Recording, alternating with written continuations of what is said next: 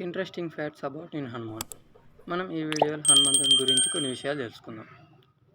హనుమంతుడు త్రేతాయుగంలో అంజని, కేసరి అనే దంపతులకు జన్మించాడు.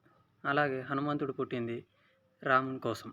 అలాగే హనుమంతుడు శివుని యొక్క అంశతో, వాయుదేవుని అనుగ్రహంతో అంజని, కేసరులకు జన్మించినట్టు మనకు తెలుసు. హనుమంతుని గురువు సూర్యుడు. అలాగే సూర్యుని దగ్గర నవవ్యాకరణాలు, అలాగే వేదాలు, ఇలాంటివి చాలా విషయాలు హనుమంతుడు నేర్చుకున్నాడు. ఇందులో ఒకటి, పెళ్ళైతే తప్ప నేర్చుకోలేని విద్య ఉంటే అప్పుడు సూర్యుడు తన తపోశక్తితో ఒక అందమైన స్త్రీని సృష్టించి హనుమకిచ్చి పెళ్లి చేశాడు. ఆ స్త్రీ పేరు సువర్చల. వీరిరువురు దంపతులు. అలాగే హనుమంతుడు ఇప్పటికీ ఋషిముఖ పర్వతంపై హనుమంతుడు శ్రీరాముని ధ్యానం చేస్తూ ఉండిపోయాడని చెప్తూ ఉంటారు.